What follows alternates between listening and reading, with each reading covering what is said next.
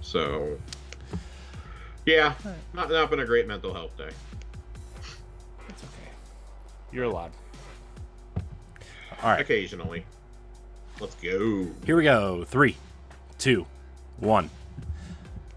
Hello, Guardians. Welcome back to Tower Casuals, the Destiny podcast. I'm one of your hosts, Corey Deerigan. Alongside me, as always, is the dungeon diving, the nightmare containing, the birthday boy himself, Josh Finney. Oh, God. The birthday. Yeah. Guys, I'm turning 30. Avoid it at all. If at all possible, avoid turning 30. How do you just avoid turning 30? I don't know, but I had people go. A lot of my friends are older than me, and one of John and I's friends, Phil, was like, dude, when you hit 30, that's it. You're gonna wake up with back pain all the time." I'm like, dude, I woke up with back pain when I turned 21. Like, that's been there for 9 years. That's not going away. Like, that's also the year my feet broke down and everything else. Like, so I am like really scared of what 30 is bringing. Well, Josh, I'm 35 and I permanently have to wear a knee sleeve because my knee hurts, and it's the only way it doesn't hurt. So yeah, I wear ankle braces pretty regularly. 2 surgeries later, still wearing ankle braces. But you know what? It's all good. My sweet mother, who, you know, I've talked about mom a few times. Grandma. Hi, Mom. She love grandma. She's not space grandma. She's just grandma. Got me a waffle maker for my birthday. Ooh, a waffle maker. She's bought me like 3 waffle makers in the last like 5 or 6 years. So I just, you know, we're kind of at the point of her life. She just turned 86 a couple of days ago. We're at the point where we just say, you know, thank you, Grandma. And so I have a Millennium Falcon waffle maker, and this thing is actually like pretty bitchin'. So I was like, all right, Chelsea's asleep right now, but I was like, we got to have a meeting about the waffle makers. This is like our 4th one. We got to decide which waffle makers are going. So I think it's going to be, we're going to keep a traditional one, you know, just one that makes straight up waffles, and then keep the Millennium Falcon. So it's time for Darth Vader to be retired. She got us Darth Vader a few Christmases ago. It's time for Darth Vader to be retired. So, but no, it was just like all sorts of kitchen stuff, which, you know, cool. I'm not gonna argue with it. I'm not the world's like most enthusiastic cook, so I guess this is like her message to, if you can't cook anything else, at least go cook some waffles. Yeah. Speaking of waffles, have you watched Kenobi? Are you caught up on Kenobi? Oh my sweet God, yes, I'm caught up. Dude, that 3rd episode was so good. It was so good. It was great. It was great. I've seen complaints about, well, you know, the set design isn't that good. The writing is really, it's just really low quality. It's so derivative. Shut the fuck up. Kenobi is fucking great, man. Dude, it's Listen, awesome. I did not want an Obi-Wan Kenobi show. I have been saying it for years. I did not want it. I saw the first trailer and still didn't want it. It took up until those 2 episodes came out for me to go, okay, I was probably wrong about this. After episode 3, I'm all in, man. Dude. Something about Star Wars in episode 3. Yeah, dude. So I would say the first half of the first episode is not great, but everything after it is awesome. It's fine. It does a lot of setup and a lot of exposition. No, I'm not talking about that. I'm talking about the way it's shot in particular. The chase scene in particular, where character spoiler here. You didn't like the bassist from the Red Hot Chili Peppers chasing a child? No, it did not look great. I did. I did. Oh, the tree branch. I can't run through the small tree branch. That's part of what Star Wars is supposed to be campy. I saw a lot of complaints about that. I'm like, Star Wars is such a fucking campy movie, though. Like, have we never gotten over the fact that stormtroopers are basically wearing PVC armor? Like, it's literally made out of plumbing pipes. Like, come on, guys. This is like, one bullet kills you? Like, come on, man. It's fantastic. I love it. I do. Zach Braff cameoing as like the secretly white supremacist alien. Right. Are we lost on this planet, or are we lost in like the backwoods of Alabama? It's fair.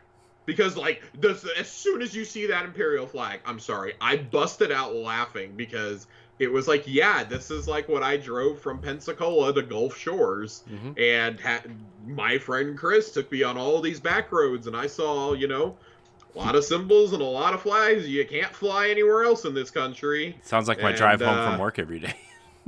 oh man, yeah.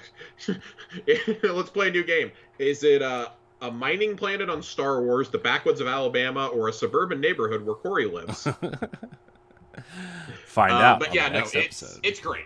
It's great. Kenobi's fantastic. Ian McGregor is great. Oh my gosh, she's amazing. Star Wars finally said "fuck you, racists." Oh, man, Yeah. it's been a great week. Yeah. A great week for non-racist Star Wars fans. Right.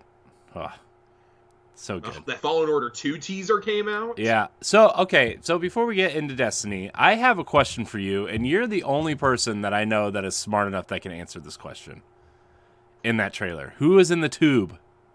I have no fucking clue. I have no idea. Damn it. I'm so happy that I don't know either. Damn it, Josh. You were the one person I was counting on. Ray asked me, he goes, "Is that Mara Jade?" And I was like, "That is not Mara Jade. Mara Jade is a redhead. We're safe. That's not Mara Jade." That guy clearly has a beard, though. Yeah, I've watched that trailer one time, and I'm like, I don't really want to watch this again, because I really loved Fallen Order 1, and going into it, like, having seen no gameplay of it when it released. Yeah. And I kind of intend to be...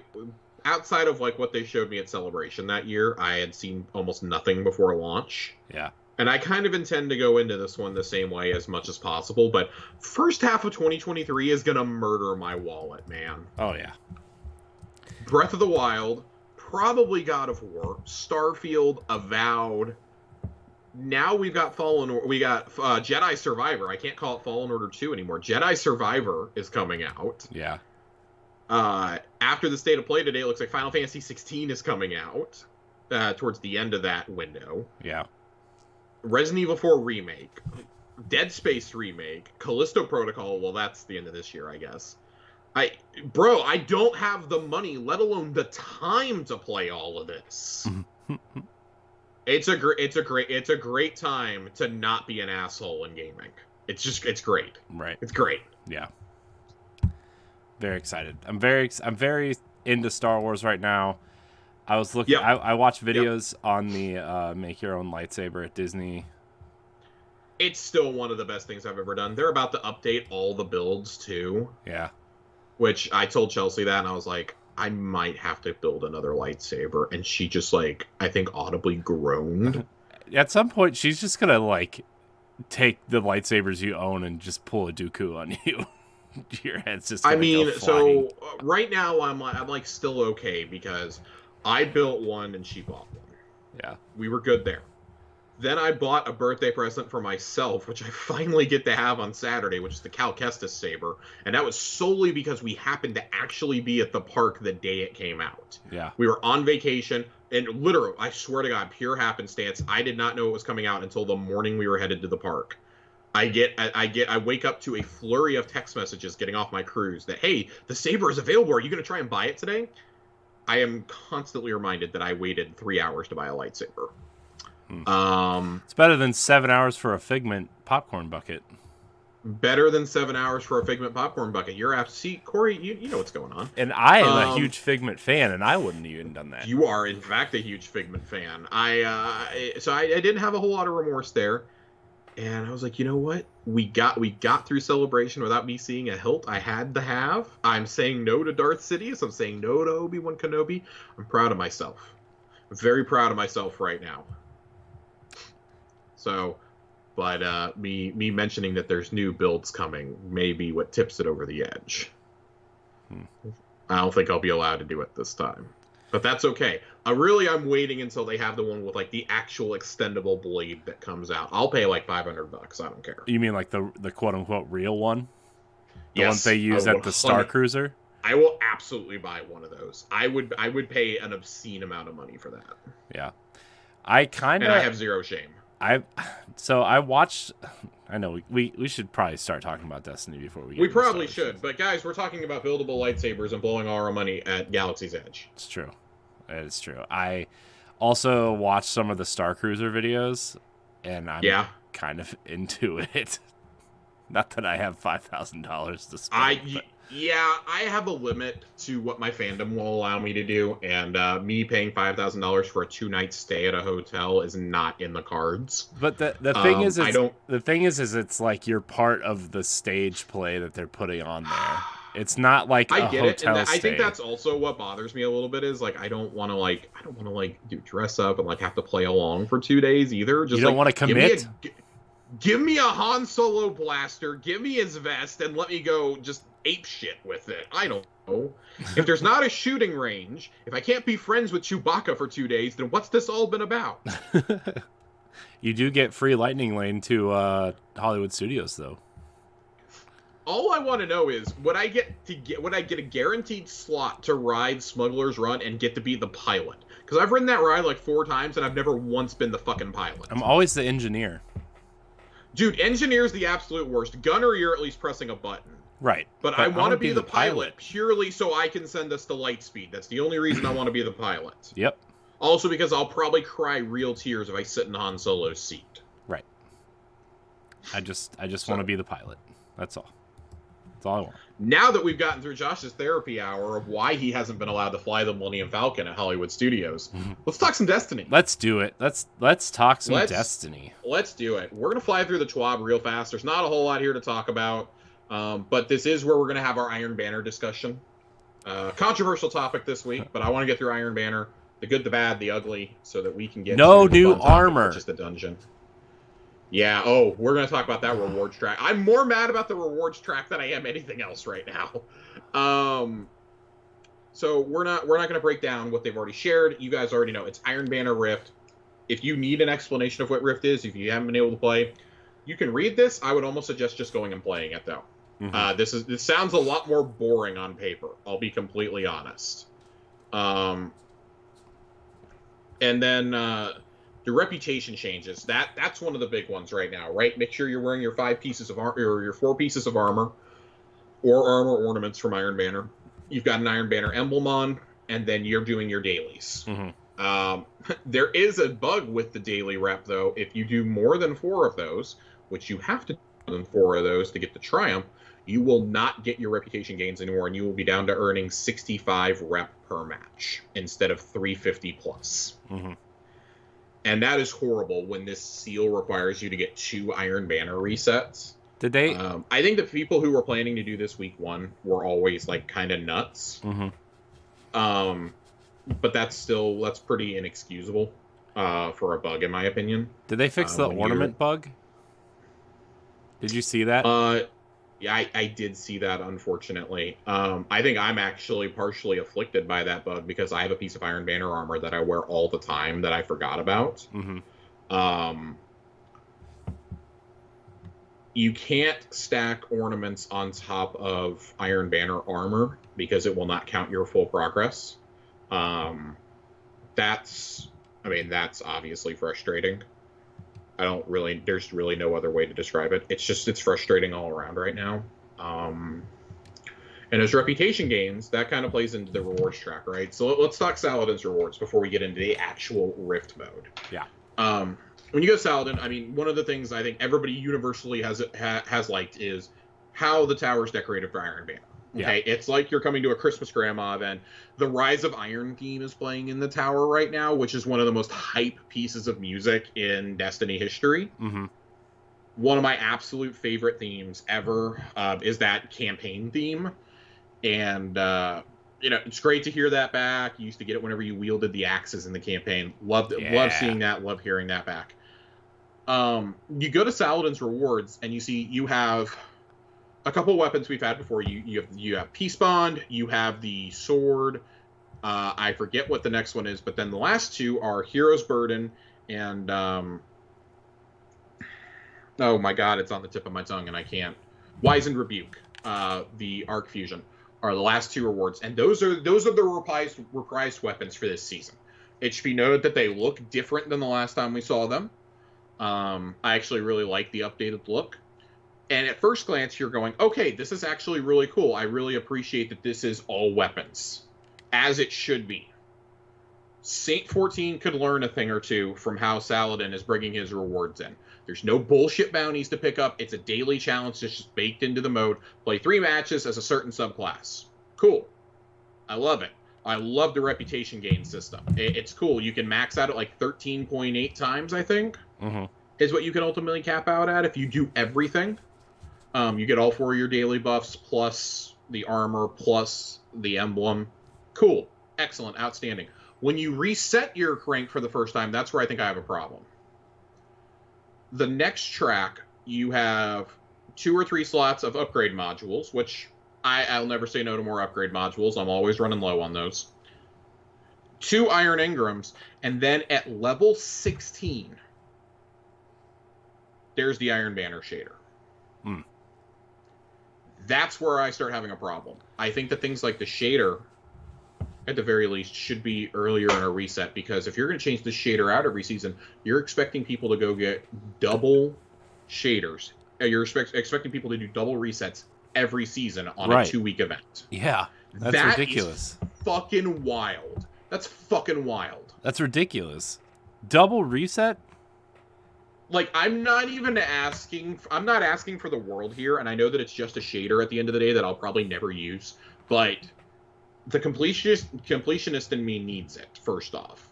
Second off, Iron Banner's provided some pretty great shaders over the years.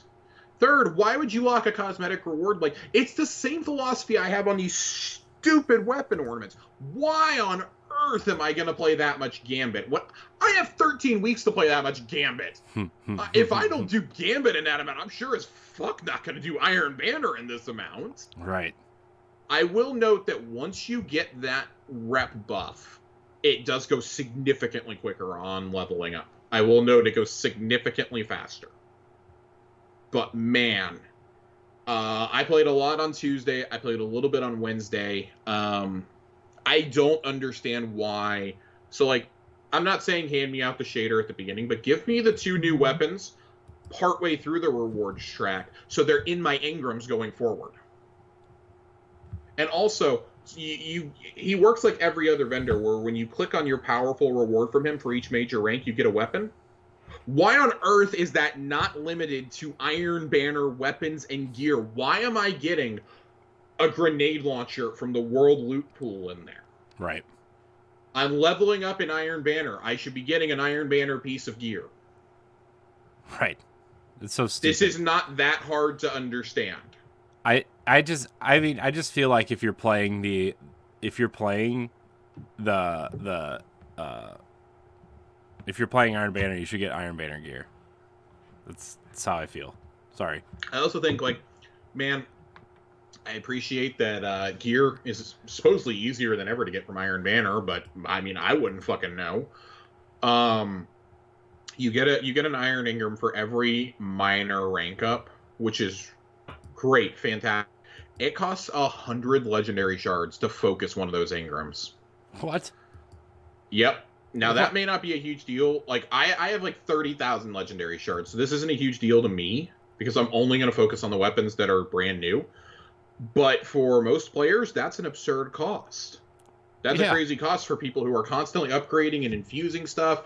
God forbid, God help us, when there's a new set of armor that comes to Iron Banner. Like, I don't know what you tell a new player. Like, sure, it may not be light level, but man, you got to reduce that cost to like 25 shards, maybe. Right. Maybe 25 shards. I mean, I would say 30 would maybe be the limit, but still, it's like, God. Like, the way I'll phrase this is not fucking Trials. No. This is not a light level capped endgame mode anymore. Right. They're making it easier than ever for people. There's plenty of pinnacles to be seen. There's a lot of pinnacle rewards being handed out in Iron Banner, and I love it. But you've got to make this more accessible in terms of the cost, I think. Right. And I mean, I guess you could argue, well, you're leveling up Crucible at the same time, which is true. It's still doesn't feel good though. Yeah. Nothing about it feels good. It feels really kind of janky, honestly. I hate it. I low-key hate it. I will probably get through one reset and maybe a little bit more this week. I don't know how much I'll play this weekend though. First off, with the reputation bug. And second off, I mean, it's birthday week. I'm being kind of strategic with how I play. I have 2 of the daily buffs now. I'll probably get my other 2 on Sunday and Monday, respectively, and just go balls to the wall Monday during the day. Just go absolutely crazy trying to play as much as I can Monday and Monday evening. So you're getting 350 about 300 reputation for just losing a match. Mm-hmm. Cool. I have no problem with. And I mean, I'll stay competitive because I'm trying to earn the title also. You only get points towards completing objectives for the title if you're the one picking up the spark, if you're the one dunking, or if you're shooting the runner on the other team. That's the only way you get points. Right. So, and it's beneficial to you to be the one dunking because you get 5 points instead of just 1. You don't get any points when your team dunks, which I think is wild. Wow. I think you should at least get points when your team dunks. Right. At bare minimum. Bare minimum. I'm not saying make this a handout title, but when it's something that's not Rift, that title is going to be a handout, and that's fine. I do think there needs to be something that's not like a competitive hardcore pursuit for a PvP title. But my God, right? 2 Iron Banner resets, man. And I guess across multiple seasons, it doesn't look as bad. It just looks bad to all of us who are trying to do this in Rift, which I think kind of like brings me to the actual game mode. Yeah. As Rift is, I don't have a huge problem with it. I actually have really been enjoying Rift, and I think I'm like one of a handful that is like, hey, I think the core of the mode is really good. I think it's really fun. But there are some serious changes that need to happen. The respawn timers are way too long. It's 12 seconds if somebody doesn't pick you up. 12 seconds? I can't tell you the amount. 12 seconds. I thought it felt long when I played it, but I wasn't paying attention because I was playing... It's 12... Oh my God. It's 12 seconds, and it gets worse. When you respawn, you either respawn back at your base and have to book it all the way to the other side of the map, or you spawn way out in the boonies if they're in your base, and you can't get there before they dunk it. Jeez. It's the snowball effect. Once it starts, it just keeps going. Right. I do appreciate that they can't sit there and spawn camp you anymore. Between rounds, like between dunks and stuff. Everybody gets transmatted. Putting it to a black screen is really jarring, though. Yeah. Because I thought I got DC'd. I thought for sure I got DC'd in my first round. Yeah. And John had to tell me, John's like, no, you didn't get DC'd. You're fine. You're fine. That's just what happens with the transmat. That seems like something they have to do to compensate for last gen. Probably for last gen, and I don't know. It really just took me out of the game, though. Yeah. Like, every time it happens, it just takes me out because then, let me sprint back to the middle, and,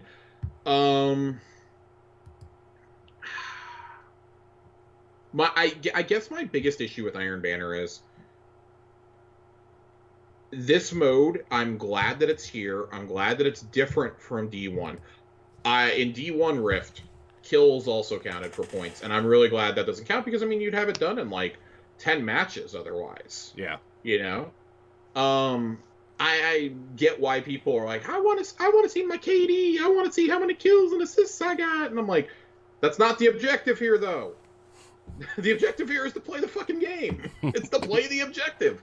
I think my biggest issue is this mode should have been put in the regular Crucible rotation for a season first. Maybe feature it heavily in the rotator mode. Like I'm not saying take Clash out or something, but take Team Scorched out for the season or something. Right. And put Rift in there and say, okay, we're making the announcement now, but after this season, we're going to use this as a chance to see what you guys like about Rift, what you don't like, and then we're going to make it the Iron Banner mode. Or, hey, you have this thing called Crucible Labs. Right. Why don't you put this in Crucible Labs and let us try it? Because the only people who are going to wait in the Crucible Labs are people who actually want to play the objective. Right.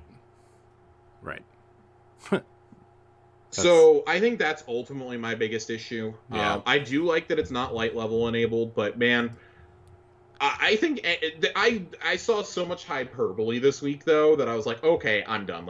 Some notable PvP players, not even 2 hours in, were like, I'm done. This is dumb. I'm calling on Bungie to immediately... I kid you not. I'm calling on Bungie to immediately revert Iron Banner to control for this week, for the rest of this week at bare minimum. And I'm like, who the fuck do you think you are? You don't even play the objective in there either. I've watched your stream. You're complaining about nobody playing the objective. You don't play it in control. You go in there with a 6 stack and you just run around getting all the kills. No. okay, you're upset because you actually have to play it, and like, I'm not going to name names here, who he was replying to, but Ascendant Nomad had a great response to one of these guys. He just goes, he's like, my brother in Christ, it's been 2 hours. Calm down. Like, it is one of those things, like, I think we've just gotten to a place of hyperbole so much, not just in Destiny, but like, pop culture as a whole. Like, we look at something, and if it's not immediately what we built up in our mind, we just have the response that's just filled with like the most vitriol that we can think of. It's just like the default mode for us. I think like as a society, we're so fucking cynical. Yeah. That carries over into something that's supposed to be fun. It's a game. Like Liana had to come out and be like, please stop sending us threats of physical harm. Right. To the community managers. She's like, I swear to God, like we'll lock down our profiles. Like we have them open to the public so we can chat with y'all and whatnot. But she's like, the messages that we're getting over a game mode that we have no say in, by the way, is insane. And I'm done. I'm done dealing with this. Like it's the like 0.01% of players that ruin it for everyone else, right? Right. And that's where we're at. That's where we're at with this. Like, am I totally in love with the Iron Banner changes? Absolutely not. I think the scoring system sucks. Like the point system for the Triumph sucks. You know, and I like Iron Banner, but the amount of posts I've seen going, you guys destroyed the only really like in PvP. I always Iron Banner. Iron Banner's the thing I look forward to the most. Shut up. Nobody looked forward to Iron Banner. Right. Not a single person was looking forward to Control after like 5 years of it. Right. You did not look forward. You can play pasty ass Control any day of the week. Right. It's literally the default in this game. Okay? Like, you are not missing anything. Right. You can go play Control anytime. This is them attempting to give us an objective-based mode, but like based on how the reception has been to this, there are a lot of glitches with the mode. I haven't encountered any, but there are some where the spark doesn't spawn at all. Right. And you can't leave the match because then you get penalized by Bungie because it's considered competitive. Right. You have a finite amount of things you can do, or like, oh, you don't respawn properly, you get caught in like a respawn glitch repeatedly. Teams can get caught like that. This kind of snowball effect in a lot of ways. And again, I really think this should have gone through some public testing in either Crucible Labs or in the Rotator playlist, and then moved it over here. And I'd be shocked if next season it wasn't something that's been extensively played by the community, like Momentum Control or Mayhem. I think Momentum is probably the most likely because it's capturing zones, for God's sake. And I'll be honest, if it's Iron Banner Momentum Control, I'm going to play the most Iron Banner I've ever played in my entire life. I swear to God. Swear to God, I'll play the most Iron Banner that I've ever bannered. Right. The bananas will be raining. Will you play Iron Banner with bananas? I will play Iron Banner while drinking a strawberry banana smoothie. I swear to God. I don't know. Corey, what are your thoughts on Iron Banner? I really only got to play on Tuesday, but I played a lot on Tuesday, both by myself and with a team. I played a little bit. Like, I like Rift. I wish they would have let people play it first, like you said. I think. Yeah. I mean, I just don't. You get stuck in these matches where people don't play the objective, and then you're the only one playing the objective, but then the other team knows to kill the person with the rift, and it's like, well, I can only do so much, you know, and it's hard. Like, I get that they want to change it up, and I like that they want to change it up, but the community doesn't want to play it the right way, and it's just like, come on, just it's funny because like now they just want control. Yeah. Now they just want control, and that's one of the funniest, most wild things to me. I mean, I like control, but like, again, maybe switching it up, maybe Rift was the wrong mode to put here. You know, maybe something like, I don't know. I remember during Rise of Iron when they introduced Supremacy. For those who don't know, as it's the one where when you get a kill, you have to collect their shield or whatever, that enemy's shield, to get the point or whatever. I think maybe something like that would work better, or even that the mode in Trials Labs where like, oh, well, after this timer runs down, you have to go capture the zone if you don't kill all the enemies first. Like maybe something like that. I will say that I really love the sudden death mechanic in here. If you're tied, like for example, 2-2 or 3-3 when the overall 10-minute timer runs down, it goes into sudden death and it spawns 3 rifts. Ooh. That is just fucking wild to I didn't watch. get there. And I actually really enjoyed watching that. Our buddy Johnny had one, and he said he got beat. Somebody got to his rift just before he did, before he got to the enemy one, and so they dunked it just before he would have won it for the team. But he was like, it didn't bother me too much that we lost because it was so fun. Right. And I think something that's like kind of, I don't want that for like every round, but like that, I think that's an interesting spin you can put on the mode. I'm not sure. I wanted to read some of the feedback that Damage kind of collected in a thread that people have had about Iron Banner. Matches feel long, but the stop-start nature makes it feel lengthier, especially if you're waiting repeatedly for revives. Totally agree there. It plays a bit slower, and you have to be a lot more strategic and deliberate with your play. Yeah, absolutely. 5 dunks to win can feel high when an opposing team gains a healthy advantage early in the match. Limiting it to only 3 maps is rough. That is rough. I'm already so sick of this new map. Yeah. I didn't think it was that great to begin with. I mean, I'm glad we got a new map. It's fine. Like, it was very clearly built with Rift in mind, though. Oh, yeah. It was pretty much specifically built for that.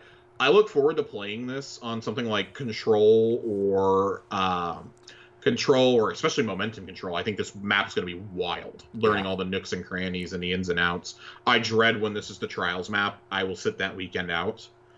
I think that Bannerfall and hilariously Convergence actually play really good for this mode because of the corridor-based nature of those maps. I think that actually makes it really fun. Well, let's see here. An objectives-focused mode in Destiny has been fun to many players right off the bat. Yep.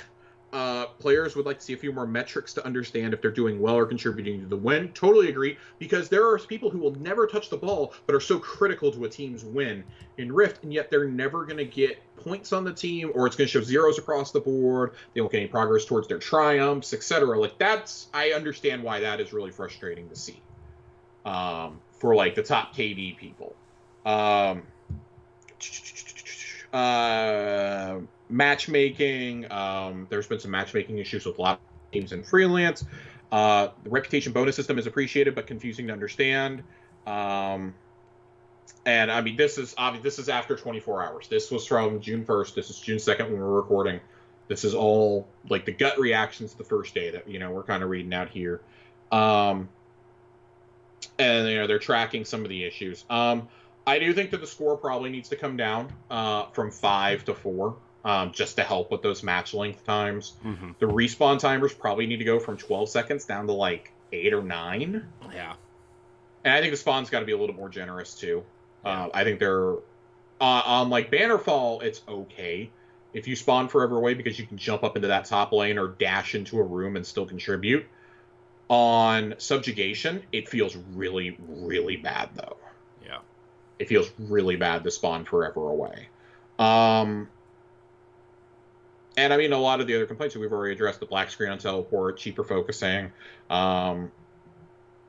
Something else, and this is something Paul Tassi said in Damage's replies, said that he would like to see year 1 ornaments come back, so season 2 and 3 ornaments, which I rock the season 3 set all the time. The Dark Souls looking armor. Right. He's like, I'd love to see that come back, and totally agree. I mean, I called for it for Trials a couple weeks ago. I want to see it come back for Iron Banner also, but not even just that. Like, give me back some of the older armors. Give me the stuff. Give me the armor from Forsaken back as ornaments. Right. Give me those shaders. Give me the cosmetics. Let me earn all that stuff. Give me post-match rewards of things I haven't earned. Give me like a 5% chance for something. I almost feel like that armor, like once like especially for a mode like Iron Banner, should just be in the pool, like every time it comes around, no matter what. Yeah, I don't understand, especially when you don't have new armor, or even when you do have new armor. Cool, make all past sets ornaments then, or let me buy the ornaments when Saladin comes around. I don't know. Like, let me focus my Ingrams into. I've said I would do it for Saint. I would give up multiple Trials Ingrams to get the chess piece that I'm missing. Right. From year 1 Trials.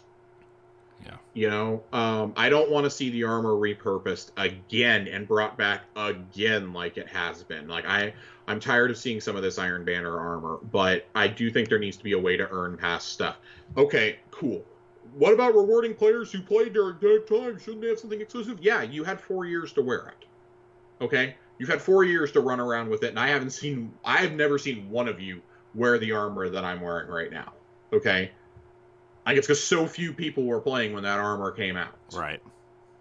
Like, everybody needs to have access to this stuff. There's no reason why we can't just have universal ornaments as rewards.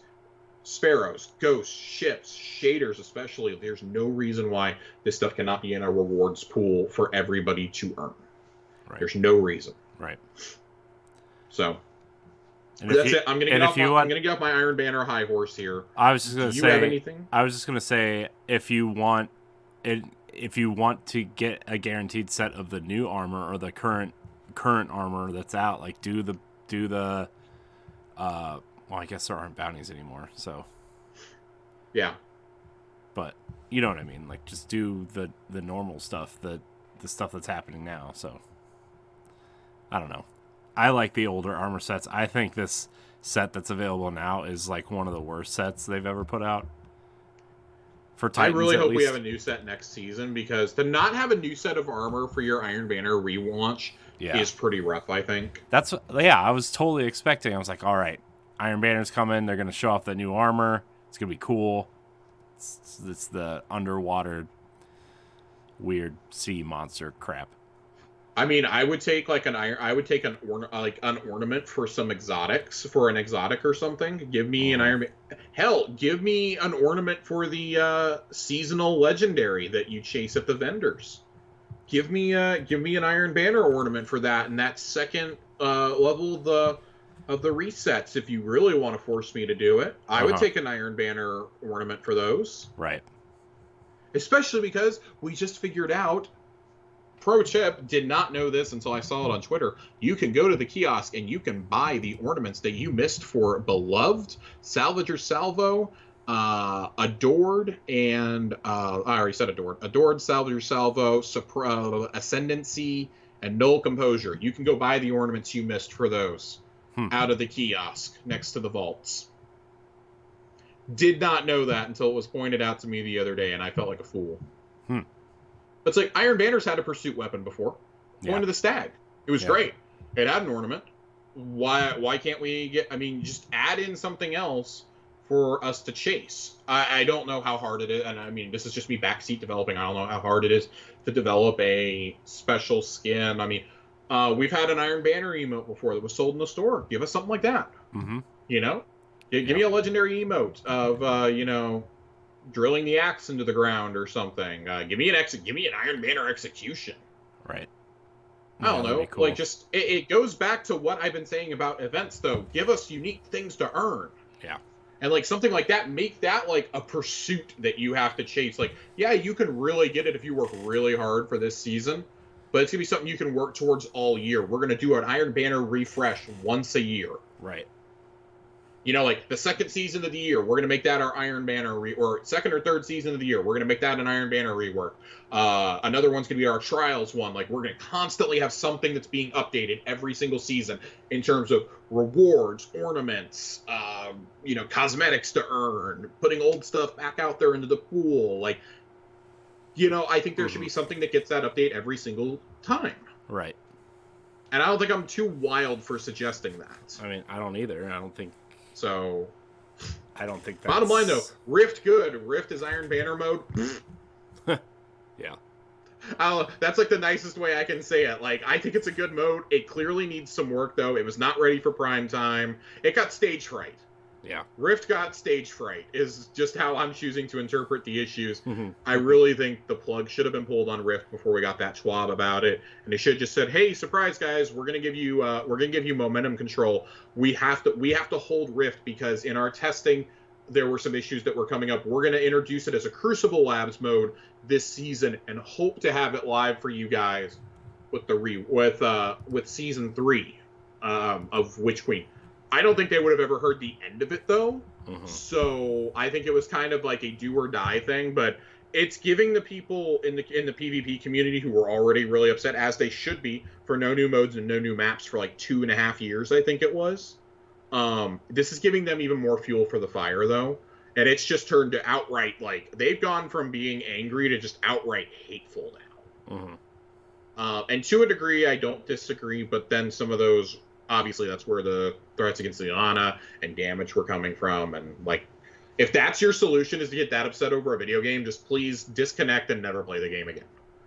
Please. Like, you should not be playing. You should be in therapy. If that is your solution. Yeah. You know, you cannot hide behind, we're giving feedback. Yeah, you're giving feedback by personally attacking these people and saying they're shills for doing their jobs. Like, Right. shut the fuck up. Like, you would give your left testicle to go work for this company, okay? You just would. Yeah. Like, just stop, I got some for okay? sale. They're not...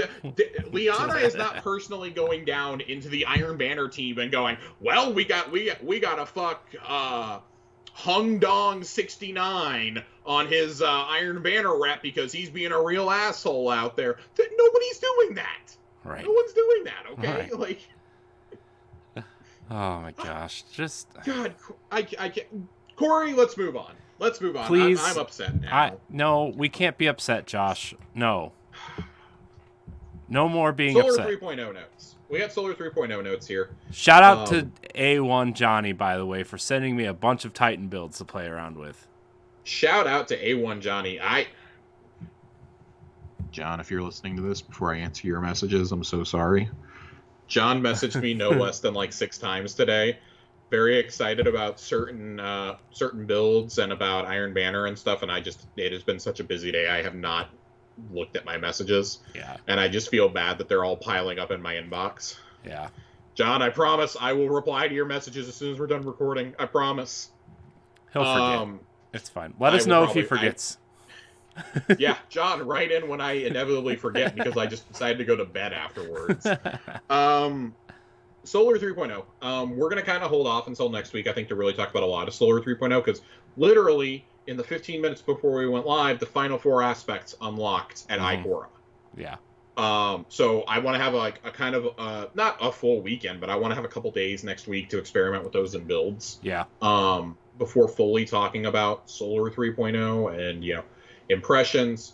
I want to see if we can try and get a Warlock on here next week to talk Solar from a Warlock's perspective, because a lot of the updates that they made today, or that they are going to push on Tuesday, are going to directly impact Warlocks and Titans. And Titans needed a little bit of something. Warlocks really needed stuff, and this is what Kevin Yanes has said in the past. We're keeping some stuff in our back pocket, so if it launches underwhelming, we'd rather launch underwhelming and then give you the extra oomph than launch totally and completely broken and one-sided. Mm-hmm. Because that was kind of the gut reaction after the 48 hours last week when we talked about it, was that Hunters are awesome. Titans, okay, and Warlocks, well, now Warlocks should be going to, yeah. So, I want to, before we get into what Kevin says here, I want to kind of note something he said on Twitter, because this is the one thing I managed to reply to John about today. Kevin flat out told somebody who was asking him, like, just hurry up and announce mid-air dodge for Titans again already. Just hurry up and announce Twilight Garrison is coming back. And he goes, yeah, that's never happening. He goes, you can put that dream to rest. It's never going to happen. Dodging in air is part of what we've chosen to make as the Warlock identity. So I feel for my Titan friends, but at the same time, all right, you guys can stop getting your hopes up. There's so many better Titan exotics at this point. Yeah. You really want to waste it on dodging in the air? Like, I don't know. That's just my opinion. I have my own personal thoughts on it. I never really understood the hype, and it's partially because I never played as a Titan in D1 with Twilight Garrison. Yeah. I don't understand the hype. And I don't really play as a Warlock that dodges in the air either. Yeah. So I get why high-end PvP players probably really, really wanted this back. Astacross in particular has been one of the ones that's been like just campaigning for it for years. I look forward to seeing his reaction video upon hearing this news. Hopefully he has one up this weekend so I can watch it and laugh. But I want to read some of the changes that they're going to make. So, first I want to share why Kevin thinks that Solar kind of shipped underwhelming, and I'm putting that in air quotes because I don't think it was underwhelming across the board compared to Void. I think Void really fills that space magic fantasy better than any other class, though. Just right off the bat. Because Warlocks are generating this giant orb, Titans are pulling a shield or a bubble out of nowhere, Hunters have this magical Hawkeye bow, or they go invisible with 2 swords. Like, there's a lot of mysticism involved with Void, I think, just as an idea. So they believe that it feels. This is they're saying initial reactions to Solar have not met our new thing that melts your face off bar, and we believe that's due in part to a few things. Ember of Benevolence shipped in an inconsistent state that left healers feeling underwhelmed with their kit when it didn't behave as expected. Warlocks, who wanted to specialize in healing, had limited ways to interface with that fantasy, with 2 of their 3 aspects focusing on aerial mobility or scorching and losing the flexibility of choosing to use their grenade to heal allies or damage enemies. Titans, while bombastic and potent, lacked ways to keep their engine running without needing to run Throwing Hammer or burning multiple cooldowns. As we've said in the past, we'd much rather ship something a little too spicy than something bland that makes a bad first impression. I think with Solar 3.0, we landed somewhere in the middle, and the team feels very passionately this is the wrong place to be. To that end, the team has pulled some heroics and shifted resources to make buffs to Heat Rises, Icarus Dash, Celestial Fire, Burning Maul, Roaring Flames, and Consecration, as well as bug fixes for Ember of Benevolence and a few of our DOT Linger grenades. These changes will go live next week with Hotfix 4.1.0.2. So for Warlocks, Heat Rises, added behavior. Consuming your grenade now also releases a burst of Cure ×2 around you, healing you and your nearby allies. Consuming a healing grenade increases the strength of burst, Cure ×3, and consuming a touch of Flame healing grenade provides restoration as an additional benefit. Icarus Dash, added behavior. While airborne, rapidly defeating opponents with your super or any weapon cures you. Celestial Fire, each projectile now applies 10 Scorch stacks. These increases to 15 stacks with Ember of Ashes equipped. So, healing fantasy, totally there for Warlocks now. I know Nerd Generalist was pretty upset about this when he and I were playing in the initial days of the release. I hope that this, kind of reinforces, at least when you're using Solar for PvE activities as a Warlock, you're typically unwell. I hope that this fits that healing fantasy, because when he and I were talking, he was actually kind of pumped for that, to play the healer role. It's a role that is not played in games too often. People really hate doing it in things like Overwatch. So I like that fantasy can be there for people. Solar Titan, Burning Maul, buffed damage in PvE by 25%. Burning Maul is Big Hammer, of course. I matched with a guy when I did my dungeon run last week, actually, who was running Big Hammer in the boss room, and it was awesome. He was just wiping all the ads out by himself. I shudder to think of what that man will do with 25% extra damage. Right.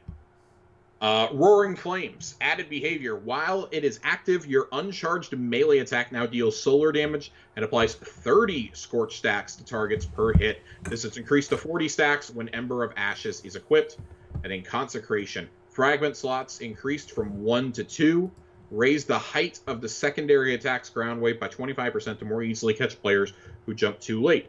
That's no small list of changes. The team takes feedback very seriously. We play the game ourselves, so when things don't land, we also feel that internally. To say it out loud, a hot fix of this magnitude comes at the cost of other changes. So to set expectations here, the team is unlikely to take another balance pass until much later in the season. It's important to our team that on top of doing amazing new things, we maintain a healthy work-life balance, and this patch necessitates some breathing room. Totally and completely agree here. Fixing things in a live service game is a delicate balance, I think. And for so long, we got so used to giant patches shipping every few weeks. Right. That is not a sustainable schedule. Right. Look at Season of the Lost. We had a couple mini updates throughout, and then we had the big anniversary patch, right? Right. We all remember the giant patch notes we read. We had the giant Witch Queen patch. We had a big one to start this season. I would honestly expect we'll probably get like a mini one, maybe around like week 8 or so, maybe a little bit more balancing. But I fully expect the next big patch to come with the launch of the next season. Right. Right. And that's not an unreasonable thing to expect. I think that's really when you're going to get it. And Kevin kind of dives into it right here. What's next for abilities? Oh, go ahead, Corey. Sorry. I was just gonna say, when you have a game this big and there's so many things to balance and tinker with this, tinker with that, like, I think making sure it's all right before you push it out, instead of having like, oh well, we pushed this out, oh well, this broke something because we didn't take our time, right? It just makes sense to push it out with the next season or the next big expansion or whatever, so. Yeah, it makes a lot of sense. And Kevin kind of addresses that here. Arc 3.0 is cooking up nicely. We'll have more to talk about there in a future update. But to reiterate points the team has made in the past about the next Sub Plus update, after Arc 3.0, you should expect the abilities team to go dark for a while. Since shipping Stasis with Beyond Light, the team has made huge abilities changes season after season. Over the last year, we've been back-to-back shipping new aspects for Stasis, adding the variable ability cooldown system, and creating all 3 subclass 3.0 experiences. It's been a bit busy. We hope the changes you've read today reinforce our commitment to being responsive to feedback and candid in our communication. That has been one of the absolute biggest critiques, is I think Bungie's been a lot more open this year, but we haven't gotten sometimes it can kind of lack, why are you doing this? Why did you feel the need? And I think whenever they bring Kevin in, that's okay, we need a major explanation. We're bringing in one of the senior guys to kind of explain the philosophy behind this. And he's not taking 1.5 million words to do it like some other people do. Right. So, I mean, hey, I'm here for it. I think all these changes sound really good. To Titans need a little extra oomph, and you got that. Warlocks are getting the big boost that they needed. Hopefully, bringing them back on par, kind of where they were. While still being able to kind of seamlessly switch between like the PvE and PvP fantasy roles for a Solar Warlock. Right. Any other thoughts on Solar 3.0 as it exists here in this TWAB before we do like a really big breakdown next week? Nope. Of our real feelings on it. Nope. All right. I mean, the rest of it, you got some new Prime Loot Gaming. It's a Polaris Lance bundle. Go get that. It's not the ornament that I want. There's been one Polaris Lance ornament I've been chasing for like 4 years, and I have never wanted to actually spend silver to buy it. What is and it? I may have to cave into it. It's the Ikelos field tuning skin for it. Huh. I really love that ornament. There is a new Heroes Welcome video. Of course, this was something that got launched around the time of Witch Queen, featuring Amaze. If you've never seen Amaze's videos, you should go watch them. He freestyle raps while playing Destiny. And while absolutely crushing it. It's a very cool video they did. There is a lot here from player support. A lot of known issues, and I don't actually know when they're going to get to some of these. So, GG's, there's a whole list of issues. I'm sure that we've all experienced some of these at some point. And of course, you end with your movie and your art of the week. There is one final thing I want to highlight here towards the bottom. We know that St. Jude GCX Marathon is coming up. It actually kicks off, the streaming marathon kicks off on June 3rd at 9 a.m. Pacific time, which if you're listening to this, it will probably be live by the time you're listening to this. And we'll conclude June 10th at the same time. There's some sweet prizes on the horizon for the event, including new emblems to show off to the world. I believe Bungie has a block during this like they usually do, but I don't actually remember, to be completely honest. They usually have some stuff that they announce as incentives during it. That's when we got the Jotun toaster, for instance, where they used it to show off concept art. We got the first shot of the Hunter armor in Witch Queen from there last year. So maybe we get something like that here? ? Mm-hmm. And then, of course, because it is June and it is Pride Month, there is a new Pride Pin 2.0 with a very cool prismatic, infinite prismatic emblem here. And the money that is raised from this, all profits are going to go to the It Gets Better project.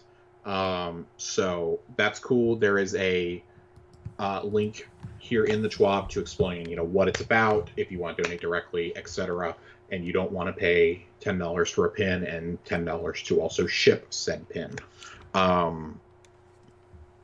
So yeah, guys, it's there. I mean, there's a lot of stuff, a lot of rewards you can earn this season, and when we get to the other big chunk that we want to talk to tonight. Yes, let's get to the big chonky chunk.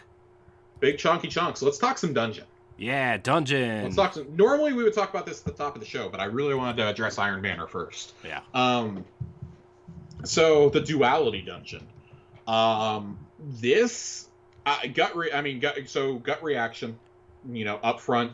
I cleared it on day one. Got a few people through their boss encounters who had gotten to the boss, and maybe didn't have somebody or a full team to finish it. As well as when we found out you could farm the boss encounter. Yeah.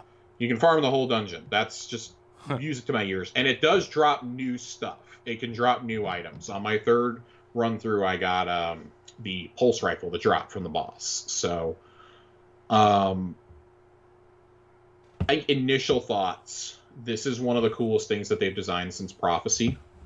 I think Prophecy may still be the overall better designed dungeon, but I love the encounter mechanic here of having to shoot the bell to teleport between the quote real world and the nightmare. That's how it's kind of addressed. You start off in the tribute hall of the Leviathan, which I saw a lot of people. They're like, "Oh my god, why can't we just get the tribute hall back? It's right there." Oh god, I'm never going to hear the end of this. I finally saw tribute hall comments die off after a couple of years, and now they're back in full force. Diving into Callus's mind is not what I thought this dungeon was going to be. This is absolutely wild. I really can't believe that we're just jumping into Callus's mind. Yeah. But as you're going through, his mind is, quote, the real world. You switch between his dream and his nightmare is ultimately what you're doing, and you fight several nightmares throughout. There's a couple I want to highlight from these encounters. So the first one is Galran, right? Not going to spoil any of the mechanics or anything like that, but we're going to focus more on the story and on the loot here.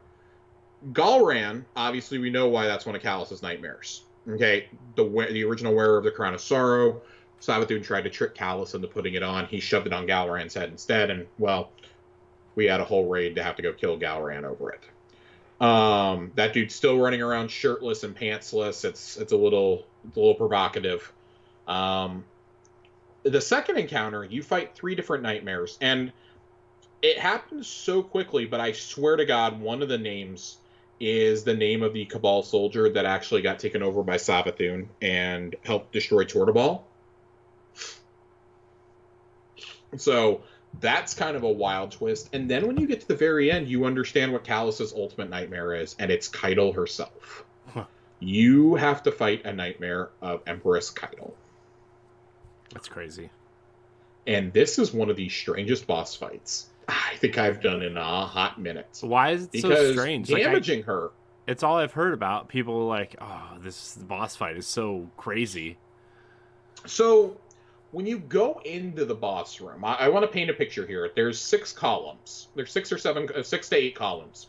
And there's a gigantic version of the bell that you've been shooting for the mechanic to transport between the realms. It's there in the middle, and you got 3 mini bells.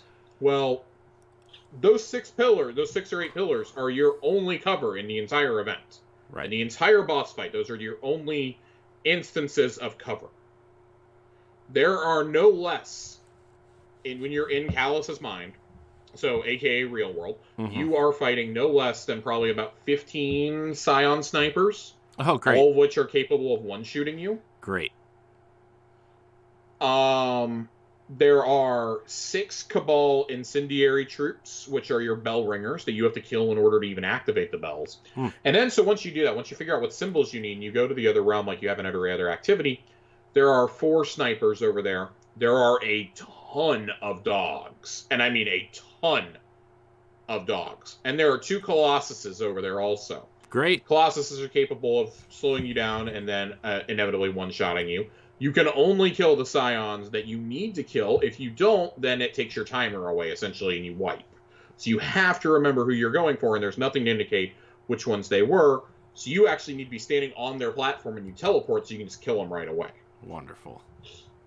Once you've gotten all 4 of your symbols and you come back, you shoot the big bell. Okay, you shoot the locks on the big bell. You teleport back. You have to watch where Kaido runs, if she goes left, right, or center. And you have to beat her to that bell. And she moves much quicker than you, by the way. You have to kill the bell ringers. And then before she stomps on the bell, you have to shoot the bell while you're standing in a circle to get this big damage buff in order to do massive DPS to her. You only have 10 seconds to do DPS, and then she'll move to the next bell. So, on top of that, you have 4 Scion snipers in there, who are the only adds besides the incendiary troops that you fight, who, again, capable of one-shotting you. Kaido can stomp you clean off the map. When we said step on us, this is not what any of us meant. I want to be extremely clear about this. It's not what Zavala had in mind, guys. It's not what's... if that's what's happening to Zavala, I have very bad concerns about his back. Because I've been yeeted off that platform many a time. I have a lot of questions for Zavala at this point. I have an awful lot of questions about Zavala. Zavala is, well, he's not the man in that relationship. I'll just say it that way. Zavala's not in charge. Nope. It's rough. It is a rough encounter. I don't think the mechanics are that bad. I think it's just the limited time you have to stun her that's really the hardest part. Right. Once you've done it a time or two, you're like, oh, there's nothing to this. But that first time through, it's pretty rough. I mean, you have to have very high resilience in there. Right. It's definitely a challenge. I like it overall, though. Like, I think the loot makes it worth running repeatedly. Once I have really good rolls on the weapons, I don't know that I'll do it anymore. Like, with every activity, right? Mm-hmm. The way I can best describe the armor you get, because this has been a point of contention, is it's underwhelming. It's literally the Hake set from the old D2 concept art that we've seen. It's the exact Hake set from there. Mm-hmm. So, okay, it's kind of basic. It probably should have just been like a world set added at some point. Right. So I definitely agree. It feels like the Reaper set was probably meant to be here, and then they made it the armor ornaments instead. Right. Just so there was like no complaints. Yeah.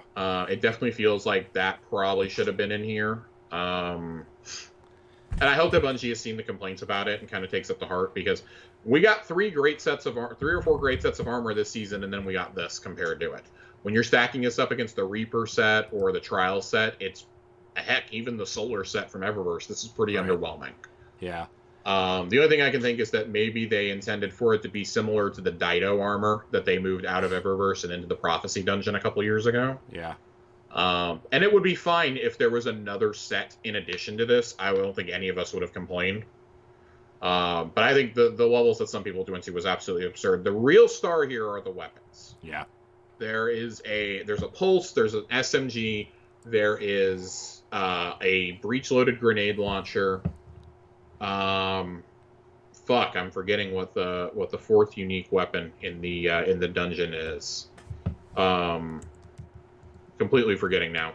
And then you have 2 reprised menagerie weapons, the Epicurean fusion rifle and the fixed odds LMG. I was fortunate enough to get really good rolls on both the Pulse, on all 3, on the Pulse, the SMG, and on the LMG. The SMG has quickly become my favorite weapon of the season, though. I think both that and the Pulse rifle have just both been excellent for me. My Pulse rolled with the new trait here, Bitter Spite, which while this weapon is equipped, taking damage accelerates the next reload, taking more damage increases the effect. I got that with Vorpal, Feeding Frenzy, and Armor Piercing rounds. Ooh. So I am really having fun with that. It's the same archetype 340 as messenger. It feels like it fires just a little bit quicker, and that's probably because of the feeding frenzy that I have on it. Right. But it is a stasis pulse, so really enjoying that one. I would really like it. I don't know if it rolls with it, but I'd like to get it with Headstone if it does. And then Unforgiven is the SMG. It's a Void SMG, and it rolled with Adrenaline Junkie, Steady Hands, and Ricochet rounds. Mm-hmm. And this thing it's an absolute monster. It's a 750, so it fires the same as Ikelos. I have joked that, was it Funnel Web needs to move over? This is the real new Recluse for me. I don't know that I've taken this off since getting it last Friday. I have used it in every single activity I can think of. It's all I'm running in Iron Banner right now are these two weapons. Really, really, really enjoying myself right now with those two. And then Fixed Odds, I managed to pull out Finder and Feeding Frenzy on it. Nice. So that's been pretty fun. 70 impact, 73 range, reload speed of 12. But that's what Feeding Frenzy is there for. So that's been fun. And with the 2 excess perk, that's also been great. That's the built-in perk on all the Leviathan weapons this season. Final blows to this weapon while your super is full. Grant a bonus to strength and discipline for a moderate duration.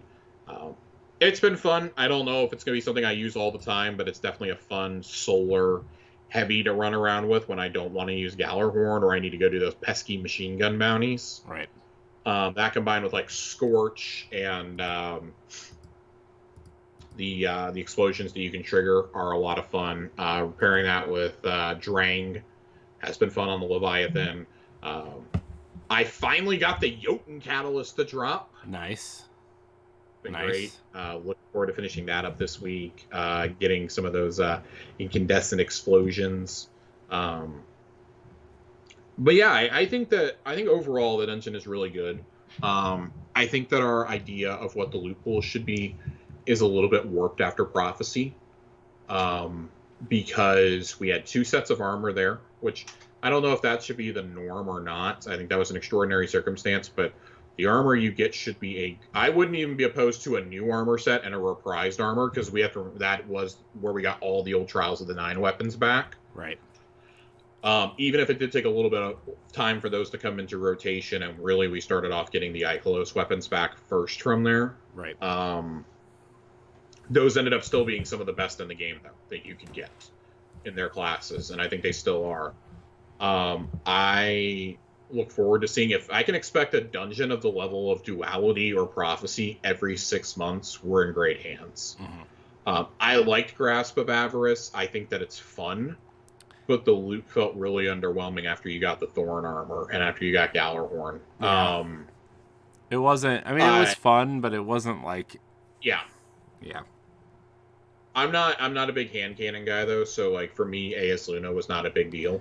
Yeah. I didn't really care about AS Luna. Matador 64 did nothing for me. Hero of Ages did nothing for me. It was a cool sword, but it did nothing for me. Right. So I think at least here, the weapons are all like feasibly usable though. God, it's really grinding my gears that I cannot remember what that stupid final weapon. Is it the sword? No, the sword is the exotic, and that thing is cool. The lore behind that is awesome. That's a Cabal sword that was once Kaido's. Yeah. Is it the, let's see, Fusion? It is, I've got it pulled up here. It's Storm Chaser. Oh my god, I can't believe I forgot this. The linear fusion rifle kicks so much ass. It's a new archetype for linear fusions. It fires in a burst, a 3-round burst. This thing with firing line is now the best legendary DPS weapon in the game, is my understanding. Nice. So I look forward to grinding out the boss. It drops from the second encounter and from the boss. I look forward to grinding those out in the hopes of getting one of those to drop. I believe Nerd got one on our first run through. He got that. I got the SMG, and then we both got nothing but armor from everything else. Like I said, it took me 3 or 4 runs to get the pulse to drop for me. what was New Purpose. New Purpose is the Pulse.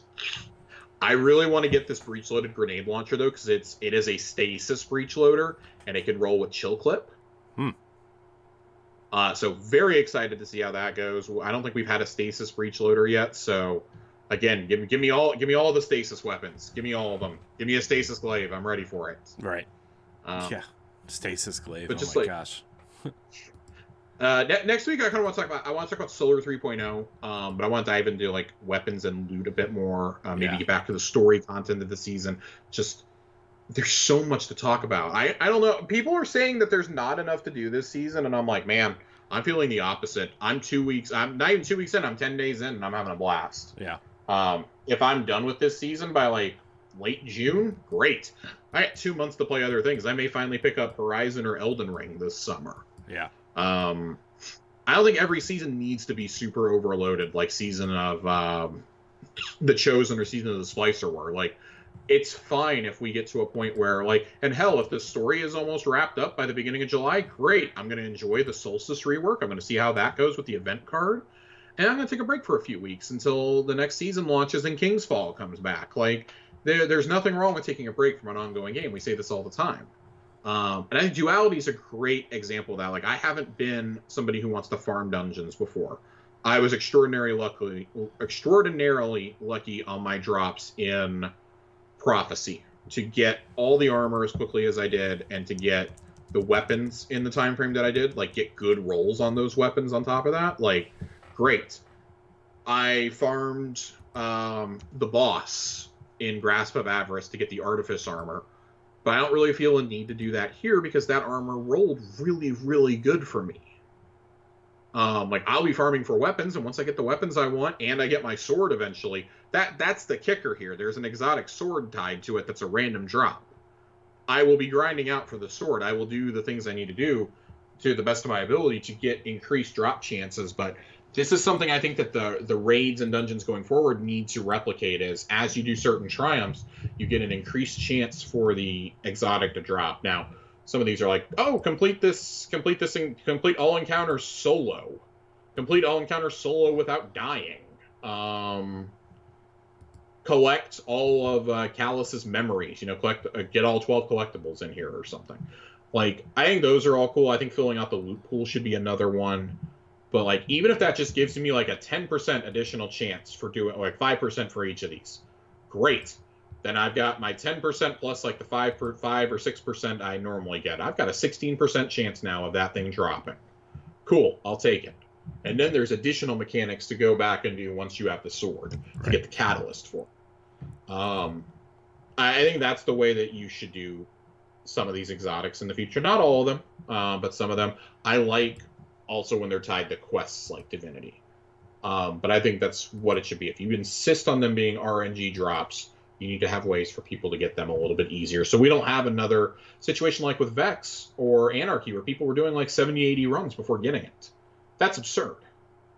There should always be a little ticker that goes up like, I don't know, 1% for each time that you fully run the raid your first time of the week. So if you're doing it on 3 characters, boom, you're getting 3% each week, plus you're getting the increment of what you get from these triumphs. Right. Max me out at like a 35% chance of getting it or something. Yeah. No, Yeah.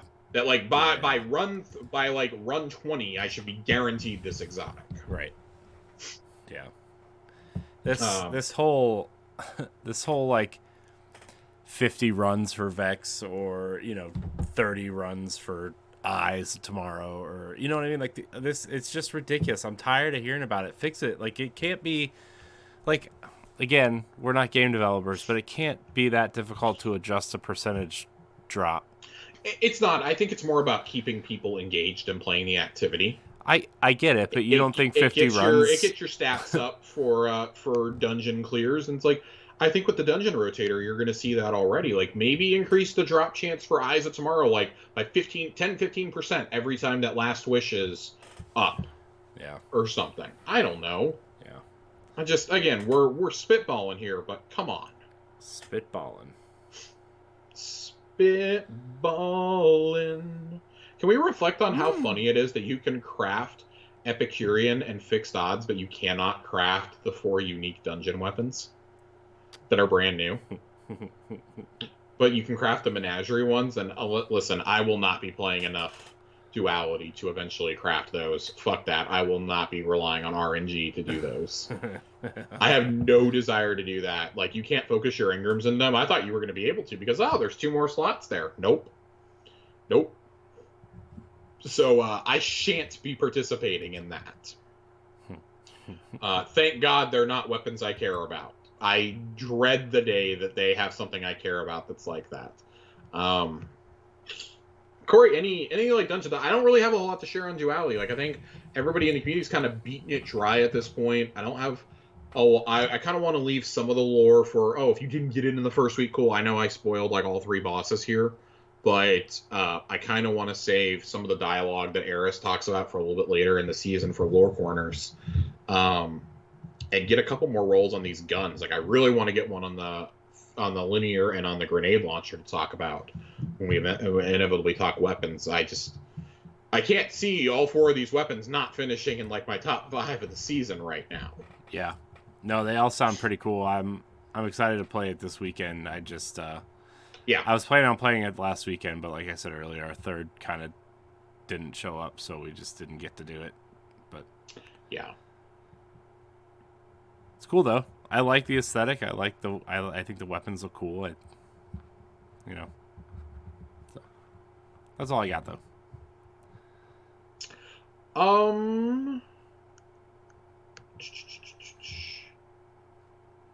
I was gonna say something else, and I don't remember what I was gonna say. What I was gonna move to next.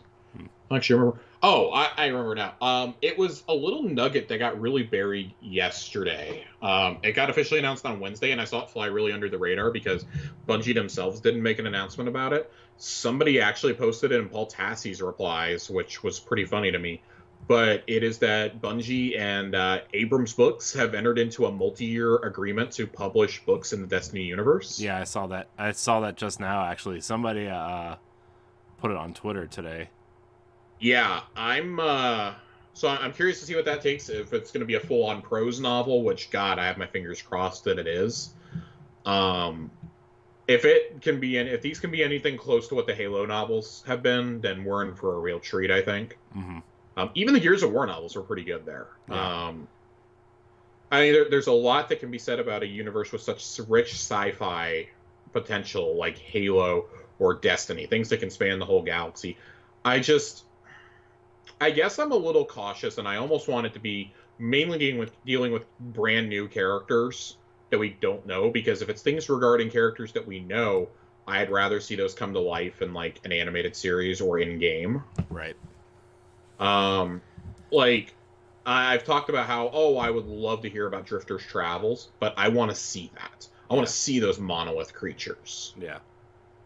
You know, I want to see things along those lines. Like, I would love to see a season of, like, a Destiny anime that is just the Rise of Rourke adapted into, like, 4 episodes or something. Yeah. I'd love to see that. I want to see something cool like the Battle of the Six Fronts or something, too. Yeah, I mean, Six Fronts, Twilight Gap. I'd love to see those. Original, like the Iron Lord battle against Siva. Like, that would be cool. I've said multiple times that I'm a pretty firm believer that the Man with the Golden Gun has to be something that plays out on the screen. Yeah. If not the very first thing that they do. Yeah. You know, something that I think would work really great.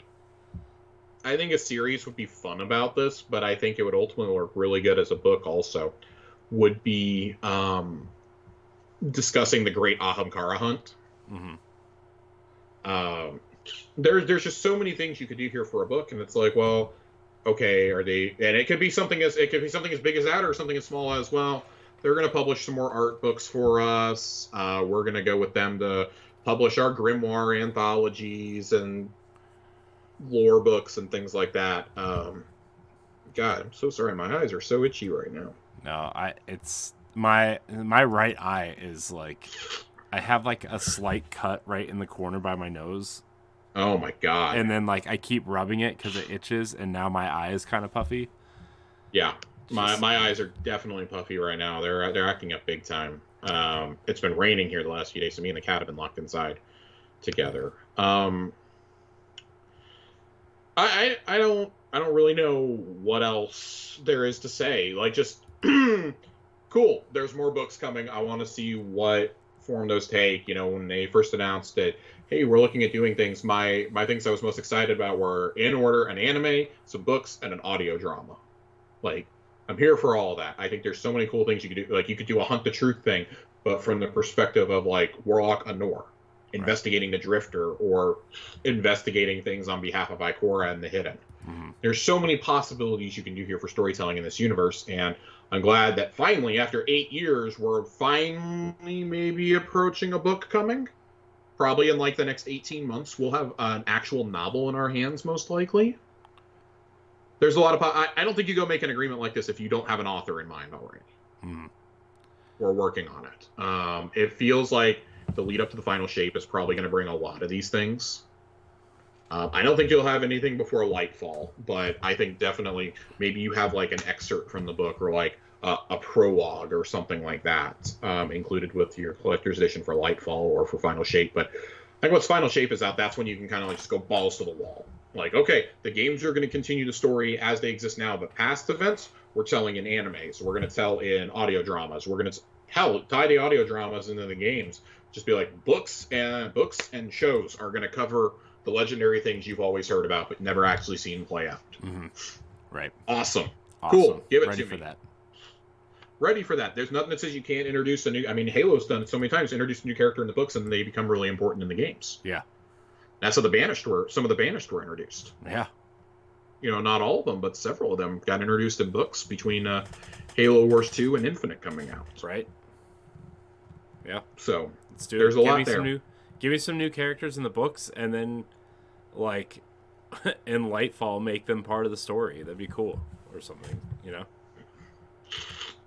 I mean, always planning for the future, right? Bungie likes to plant seeds years ahead of time. Or if, like, the final shape is, like, the end of all these characters that we love, like, start introducing new characters for when the final shape is over. Yeah. You know? Like, I want it to get to a point where we're going, I want these characters in the games. Mm-hmm. Yeah. That is the point I want to get to, ultimately. Yeah. But Corey, we're gonna take a trip somewhere that we had to kind of ignore last week. We're gonna take a trip to the Lore Corner. Lore Corner. Got two pieces here. One is from the Chain of Command machine gun. That is the pinnacle you can earn from any of the vendors this season.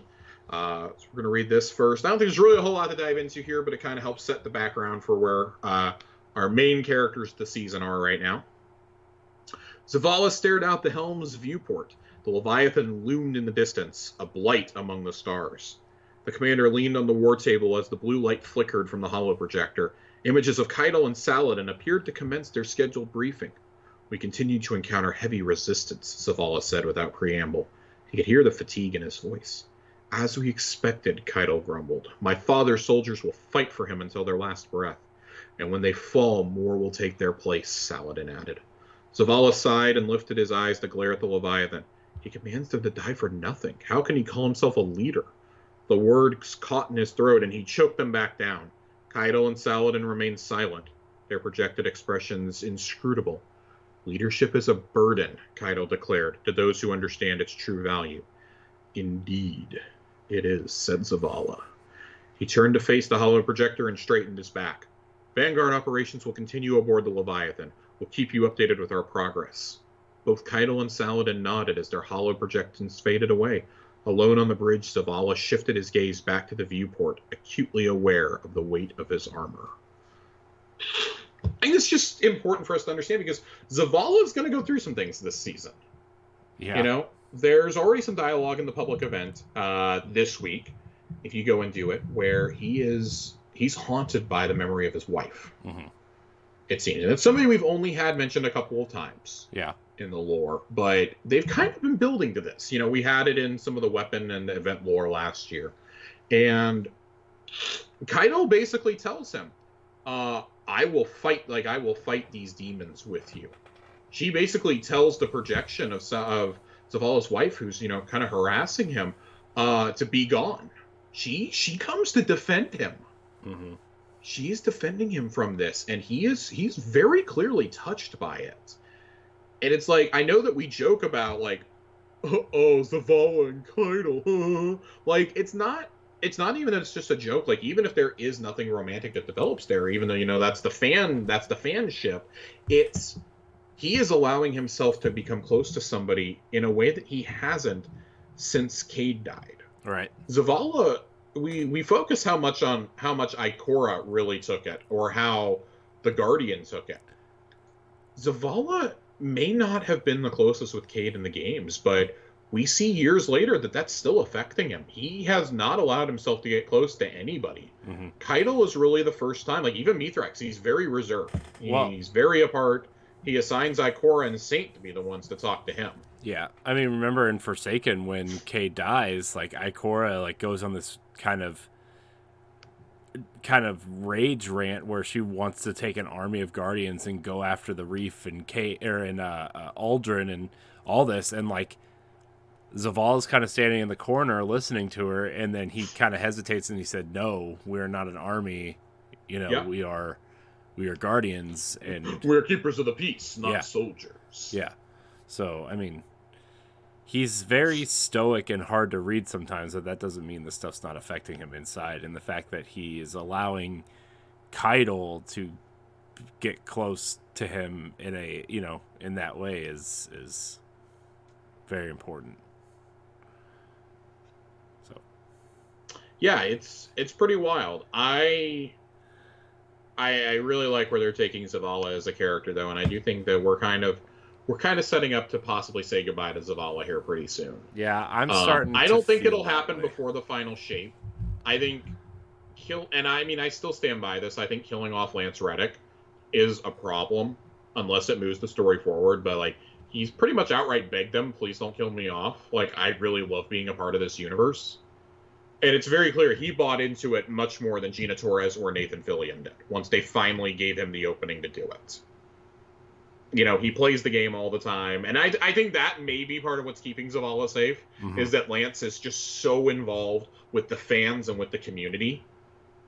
It's been jarring for me going back. I've been rewatching The Wire lately over the last couple of weeks. And, that was Lance's breakout role. Right. Was as Lieutenant Daniels in The Wire, one of the principal characters. And just like, man, Lance knew exactly how he had to act when he came into Destiny, because he had to deal with a bullshit subordinate in McNulty with The Wire, just like he does with Cade in Destiny. And like, this is great.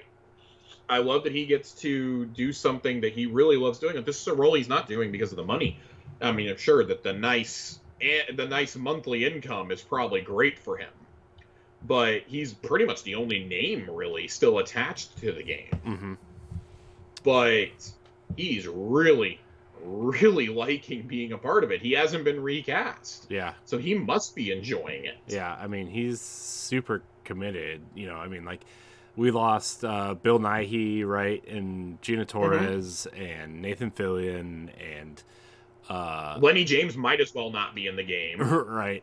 So, I mean, he's the last kind of major name attached to this, and it's I like like the thing that I think makes him different, though, is like he's super invested not only in the character but in the game, and I think that kind of goes a long way as well. So, and when Zavala finally goes, it's gonna be big. Like, it's gonna be heart-wrenching. Yeah. Like, Cade was a big deal because that was really, aside from Eris, that was the only character they'd really built up. Mm-hmm. I mean, but he had to do something. He really was, until, like, I mean, he's the only character in Destiny 1 with any personality, right? And then you go into, like, I mean, Taken King, like, the story kind of focused around him and Eris, and then Rise of Iron was like that stopgap, but it focused on Saladin, which is like, okay. And I mean, Vanilla D2 was very much the Cade show again. Yeah. You go and get Zavala off Titan, but you spend a lot of time on Nessus with Cade. Right. Cade kind of is the one who formulates the plan. He's the one who's supposed to plant the bomb on Gaul's ship, and when he can't, he gives it to you. Yeah. So, I mean, it's one of those things, like, he's really, like, doubled down, and I think it's just because they never gave him the opportunity in Destiny 1, but now, I don't think there's any question that Lance Reddick is the most beloved figure in these games. Yeah. Like, Brendan O'Neill is making a really strong case as Crow right now, but Zavala finally getting his due after how many years? Yeah. Has been just so welcome to watch. He's really like him and Lance and Brendan are really carrying these seasonal stories, and like, of course, you know, now we have other voice actors coming in. I forget who it is who voices Keitel, but she did a lot with Mass Effect, for example. She's a very prolific voice actress. You don't just cast her to be a character for a season or two. You're casting her to help carry this narrative. Mm-hmm. So if you want to tell me the seasonal narratives are going to focus around those three for the time being, awesome. Let's go. Yeah. Let's go. I am all here for it. Right. But go ahead. Hold on. I was going to ask something, but now I lost it, so never mind. I lost it. It's lost to the ether. While we're talking about characters that we love, we're going to shift into the first piece of the seasonal lore from Voices of the Haunted. This is something that Eris and Crow discuss. It's from Voices of the Haunted, #1, Temperament. And as a hunter, this one kind of hits home for me. Crow drops a wet canteen at Eris Morn's feet. Water. You made your return quickly. Eris crouches, hunched over bundled splits of pine arranged atop a thick log and resin-rubbed moss.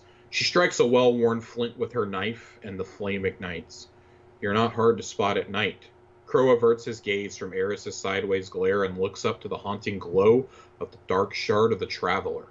Shivers convulse down his vertebrae, and his eyes drop to the freshly popping wood. Eris breaks the silence. Why did you volunteer for the Severance operation? For most operations. To make a difference where others can't. Same as you. She shakes her head. No, Eris mumbles. Crow watches her deftly coax the fire, considering the answer he'd given. He looks up to the distant tree line and changes the subject. There are still a good number of hive here. But no nightmares, Eris remarks. Is that why you brought me here? This isn't a place I want to revisit. Crow steps back from the growing flames. When Eris doesn't respond, he asks his real question. Why did I fail? You didn't fail. Our strategy was flawed. Eris stands, stowing flint and blade, then steps in front of him to meet his gaze. We will attempt the Severance again. Soon. Yeah. Crow replies in a chipped tone. Eris tilts her head and he can see the green orbs narrow beneath her blindfold. She points to the ragged mountainous shard twisting in twilight royal. Even that toxic piece, separate from the Traveler's purity, can be wielded for good. The fire roars. He kneels to break her stare and warm his hands. I know what it can do. I used it. When the Red War left Guardians lightless, there were some who reclaimed their callings here. They reforged their bond to the Traveler through a scar, a lingering trauma, she continues. Eris sits beside Crow and drinks from her canteen. Crow braces for her to continue, but she does not. The bundling of burning kindling collapses into a heap of cinders, and flames spit between the gaps and ash drifts on heated air. I'll get more wood, Crow says, hastening to step out of the fire's glow. Crow. Small fires like this kept me alive in the Hellmouth. I did not have the luxury of more wood. Eris grips a piece of rusty rebar taken from the sludge and thrusts it into the sputtering fire. She stirs the cindering wood, opening new gaps and concentrating the larger pieces over a pile of glowing kindling. The flame surges and the heat intensifies. During these long nights, we must make use of what's available to us.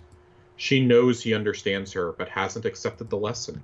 She hands him the bar, shows him how to maintain the fire's heat, how to find worth in remnants, how to rebuild from the ash. The pair converse as they take turns keeping the fire alive long into the night.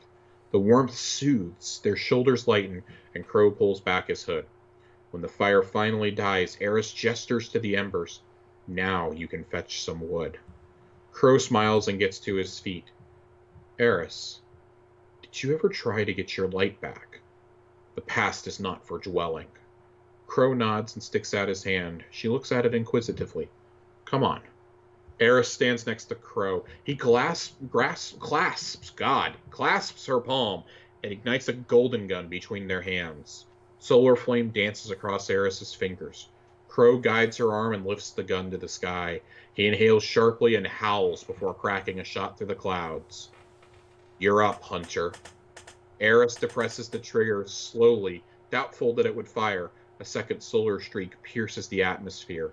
Crow laughs. They send round after round skyward, howling pent tension into the sky and into the night until finally even Eris finds herself smiling. I think this is important for a lot of reasons. This season really seems to be, we're dealing with trauma this season. We discussed in the past how, Destiny has dealt head on with racism, bigotry, xenophobia, classism, elitism, bordering on apartheid and things like that. Like how we've dealt with all that, and now they're dealing with trauma head on. Like this season almost needs a trigger warning in a way.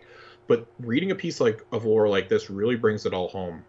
It's important for us to remember Eris has not felt the light since her ghost was destroyed by Crota. Uh-huh.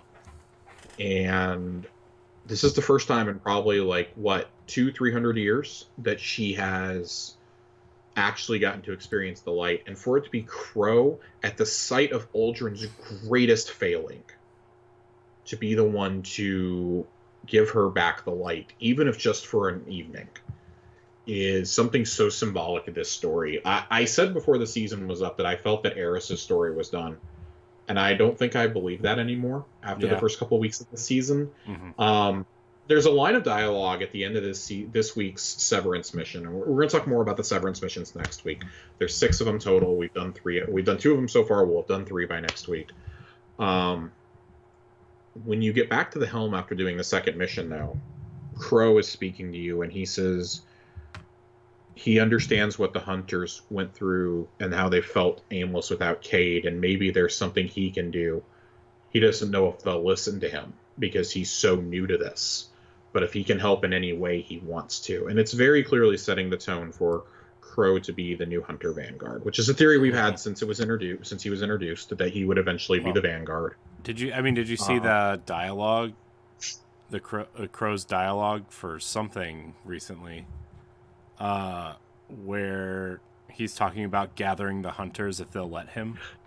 Yeah, that's the dialogue I'm talking about. You get it after the Severance mission this week in the helm. Okay. Yeah.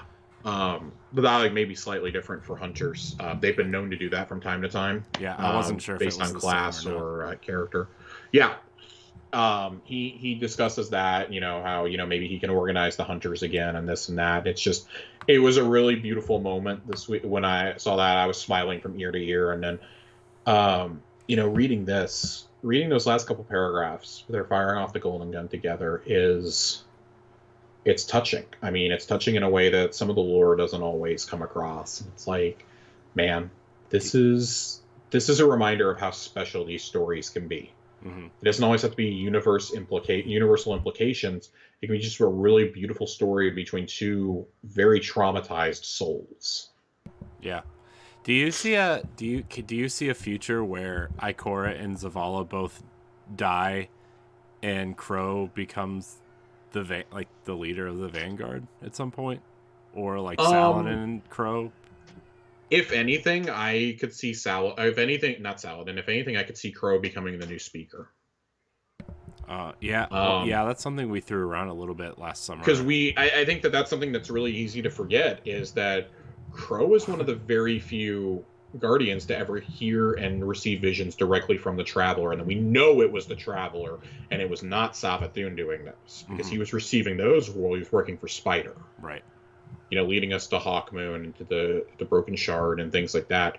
I forgot that the speaker was even a thing at this point. Yeah. But I think that it's something. I mean, the speaker was brought back up in some of the lore this season, the speaker is gone and this and that.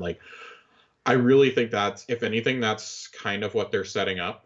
And there's some lore with Mara and Petra that kind of deals with Crow also that we'll get to later in the season. But he is very clearly trying his hardest not to become what Uldren did. You hear in the Severance missions, the ghost of Uldren, kind of testing him and this and that. And, bless you. Like, well, you broke down crying, blah blah blah blah blah. Well, not anymore, dude. Like he's better than you, and you kind of see the redeemed spirit of Uldren hanging out in the helm after you finish this week's mission. And I'm curious to see what the redeemed spirits or whatever they are will end up being story wise, like in story significance here in about 4 weeks, I guess. Um, there's so much to take in, I think, right now with how they're approaching this, and like, okay, if this is the end of Mopey Crow, thank God, because I don't know if I can another season of him moping around or fucking things up as a kindergarten. Like, man, come on. By the end of year 1, I was slaying Oryx. Let's go, man. I went into the vault 4 weeks after this game launched. If I can do that, you can stop working for a crime lord and stop crying over your long lost sister and things like that. You're okay. He even questions, he's like, why on earth would I have ever done this for Mara? All she did is manipulate me. Like, yeah, your old self was too stupid to understand that, though. So there's a lot here in this book in particular. I'm very ready to see what other pages come out of it as we go on throughout the season. And yeah, I think that's going to do it for Lore Corner for this week. We do have a question. We do have one question this week. We have it from Andre. I need to listen to it very quickly, though. That's fine. We got a question from Andre in a video. Yeah, I got to listen to it again. I forgot to write it down. First off, apologies that I forgot to write down the question. I listened to it half asleep the other day. What is a seal that you would like to earn in-game, or one that you have already earned that is special to you? That's I guess I'll go first. Yeah, you should go first. I have an answer for both. One I would love to earn is flawless. For trials, and there's actually not a whole lot preventing me from getting flawless. It's mainly getting people it's getting 2 people who have never been to the lighthouse after going flawless, and going flawless on 2 more maps, I believe. I think those are the major things that are holding me back. So I'd love to earn flawless one day just to say that I did it. One that I have that is special to me, though, I would say there's probably 2.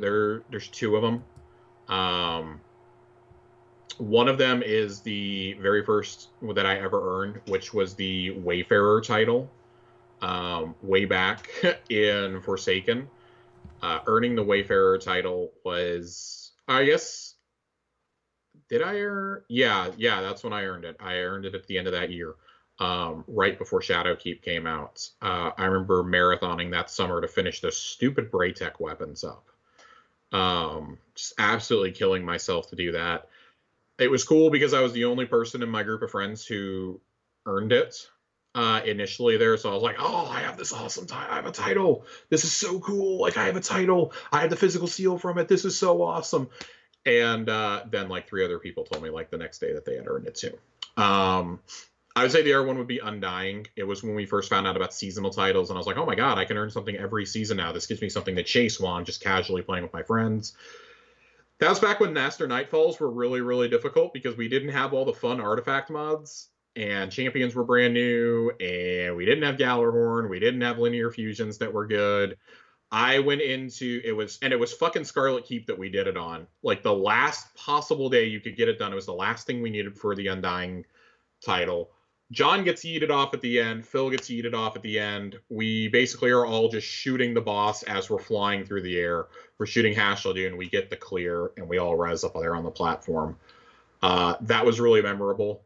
To give you an idea of what loadout I was using, I think I was running Recluse and Edgewise in there. That's how long ago this was. So... yeah, that one, there's a reason why that title does not come off on my character. I've had it equipped pretty much permanently for 2.5 years now. Nice. Corey, what's yours? So I mean, I think flawless is like something that everybody would love to have. You know, I think Yeah. that's something that people flaunt when they get it, right? I mean, you just see. Yes. I mean, they've got the whole Iron Banner get up on. They've got the flawless thing, the flawless seal. They have like the emblem and the banner and all this other crap. And you know, just want someone to be like, yeah, I can do that too. You know, I can do that. So this with this new Iron Banner, there's an Iron Banner seal. I think that would be really cool to have. I feel like that's a little bit more achievable and a little bit more my speed in terms of what I have time for, B, what my skill level could achieve. So that's I would like to get that as well. I'd also like one of these raid ones, like the Vault of Glass or the Deep Yeah, I Zone would one. love to have Fate Breaker one day. Yeah. So that'd be super cool as well. Yeah, I've joked that I would like Disciple Slayer. But realistically, I mean, I know I'm never gonna get through that raid flawless. So that's not gonna happen. I am 4 legendary Wellspring runs away from earning Gumshoe though. Ooh. Which is the Witch Queen seal. I would really like to earn that this season, just to say, hey, I finally did one of the expansion seals, because it was significantly easier than past ones. Yeah.